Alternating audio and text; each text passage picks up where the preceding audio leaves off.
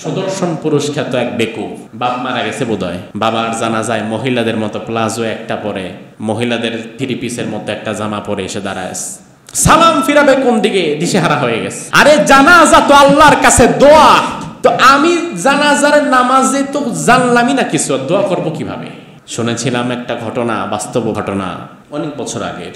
শহর থেকে উচ্চশিক্ষিত ছেলে বাবার জানাজায় গেছে, আসতে চায় নাই, অনেক পিড়াপিড়ির পরে আসছে।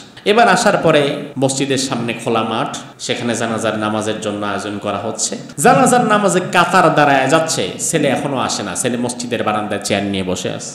ইমাম সাহেব হুজুর ডাকলো যে ভাই আসেন, নামাজে দাঁড়াবো তো এখন। কারে আসতেছি, আপনারা রেডি হন। তো আমরা তো রেডি। তো রেডি হলেন কেমনে? আপনারা তো এখনো যায় নামাজই বিছান নাই, এখন সেজদা দিলে মাথায় মাটি লাগবে না?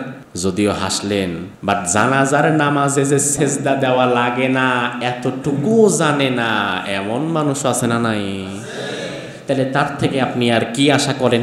আমাদের সন্তানদেরকে আমরা রাসূলের আদর্শে আদর্শবান করতে চাই না? আমাদের কয়জনের সন্তান রাসূলের জীবনীটা একবার পড়েছে? কয়জনের সন্তান রাসূলের জীবনীর একটা অংশ পড়েছে? সন্তান তো দূরের কথা, বাবাদের মধ্যেই বা রাসূলের আদর্শ কতটুকু আছে? আপনি যদি আপনার সন্তানকে আদর্শবান সন্তান হিসেবে দেখতে চান, তাহলে ছোটবেলা থেকেই রাসূলের আদর্শে তাকে শিক্ষা দেওয়ার দরকার আছে না নাই? অন্যথায় এই সন্তান বড় হয়ে যাওয়ার পরে হুজুরের কাছে দোয়া চান, পীর সাহেবের কাছে দোয়া চান, আর কাবার ইমামের কাছে দোয়া চান, ওই দোয়া তখন আর কোনো কার্যকারিতা লাভ করবে না। কারণ যখন তাকে গড়ে তোলার সময় ছিল, ওই সময়টা আপনি নষ্ট করেছেন, ওই সময়ে আপনি তাকে শিক্ষা দেননি। এই সন্তান বড় হয়ে হয়তো আপনার জানাজা পড়ানো তো দূরে থাক, আপনার জানাজা পড়বেও না, আপনার জানাজায় আসবেও না। অনেক মা বাবা সন্তানকে হায়ার এডুকেটেড বানিয়ে দেশের বাহিরে পাঠায়। আমি না করছি না, অবশ্যই পাঠাতে পারেন, কিন্তু এমন পরিস্থিতিও তো অসংখ্য দেখা যায়। সন্তান এবার হায়ার এডুকেটেড হয়ে দেশের বাহিরে সেটেল হয়ে সেখানে বিয়ে শাদী করেছে, এরপরে বাংলাদেশে আসার ইচ্ছাটুকুও আর তার জাগে না। মা বাবা মরে যায়, জানাজাতেও আসে না, নাকি নাই? এটা কি কল্পনা? বাস্তবতা। আপনার সন্তানকে যদি ছোট থেকে আপনি রাসূলের আদর্শে আদর্শবান করতে না পারেন, এটা আপনার ব্যর্থতা। এই সন্তান আপনার জানাজায় আসবে না, পড়বে না, যদি আসেও নামাজে যদি দাঁড়ায়ও ওই নামাজের নিয়ম কানুন জানবে না, হয়তো অজু ছাড়া দাঁড়ায় যাবে। কারণ খুব শিক্ষিত, বিরাট বড় ইঞ্জিনিয়ার, বিরাট বড় ডাক্তার, কিন্তু জানাজার নামাজের নিয়মও জানে না, এমন ডাক্তার নাই, এমন ইঞ্জিনিয়ার নাই।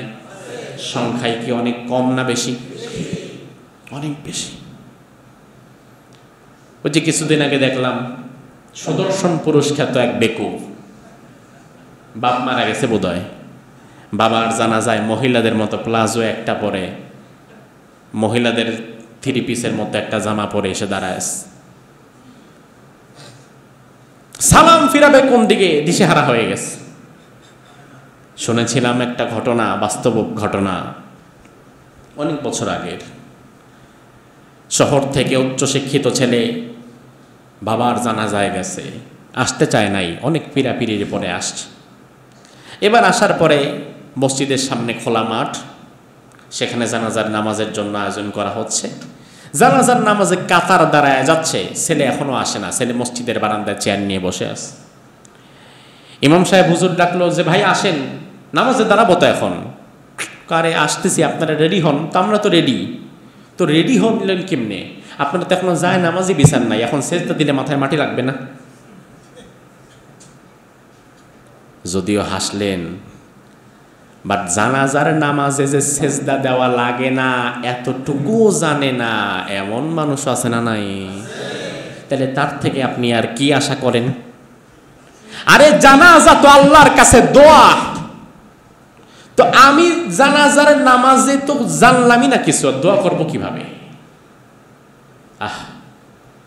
এজন্য সময় থাকতে রাসূলের আদর্শে সন্তানকে আদর্শবান বানাবার প্রয়োজনীয়তা কি আছে নাকি নাই? বাবা যারা আছে, বাবারা যেন সন্তানদেরকে রাসূলের আদর্শে আদর্শবান বানাতে পারে, বলে না আমিন।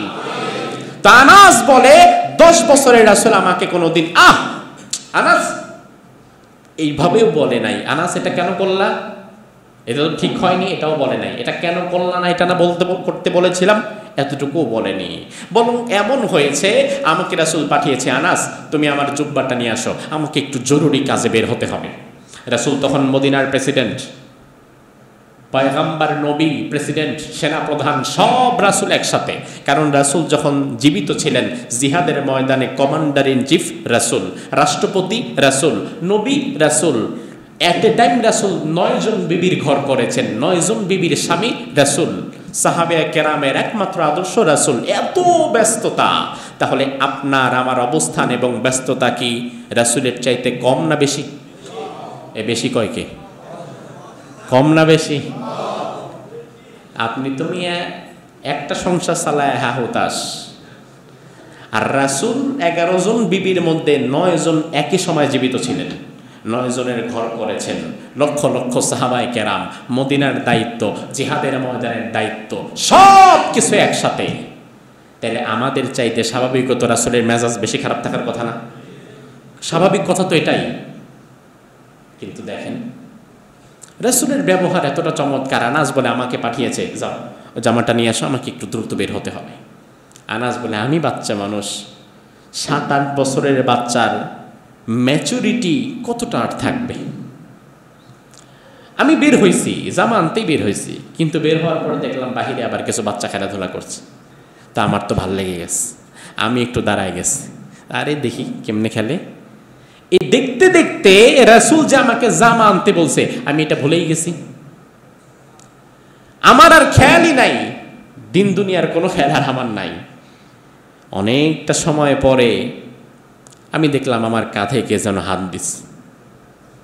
আমি তাকালাম, রাসূলের চেহারা দেখে আমি ভয় পেয়ে গেছি, ইন্নালিল্লাহ, আমরা না জামা আনতে বলছে। রাসূল আমার দিকে তাকিয়ে মুচকি হাসি দিয়ে বললেন, আনাস খেলা দেখছো? সমস্যা নাই, আমার জামাটা আমি এনেছি, তুমি খেলা দেখো। আরো জোরে বলবেন না মিয়া? এতটা ভালো আচরণ মানুষ কিভাবে করে? আনাস রাদিয়াল্লাহু আনহুর আরেকটা হাদিস পড়ে তো আমি চমকে গেছি, এটা কিভাবে সম্ভব? মেজাজ কন্ট্রোল করা, রাগ নিয়ন্ত্রণ করা। স্বাভাবিকত রাগ, ক্ষোভ এটা মানুষের মানবিক একটা দুর্বলতা, এটা থাকে, প্রত্যেকের মাঝে থাকে। আনাস রাদিয়াল্লাহু আনহু থেকে বর্ণিত, আনাস রাদিয়াল্লাহু আনহু বলেন, একদিন বিষয়টা এমন হলো, সহিহ মুসলিমের 5909 নম্বর হাদিস। আনাস বলে একদিন রাসূল আমাকে বলছে, আনাস ফারসালানি ইয়াওমান লিহাজা, কোন একটা প্রয়োজনে রাসূল আমাকে বলল তুমি ওই জিনিসটা নিয়ে আসো, একটা প্রয়োজনে। আমি সেই দিন চিন্তা করলাম যে আজকে আমি রাসূলের মেজাজের সর্বোচ্চটা পরীক্ষা করে দেখব। কি মানুষ কোনোদিন দেখে আমার সাথে খারাপ ব্যবহার করে না, অথচ আমি তো একজন গোলাম, আমি তো চাকর, আমাকে উনি যা বলবে আমি তা করতে বাধ্য।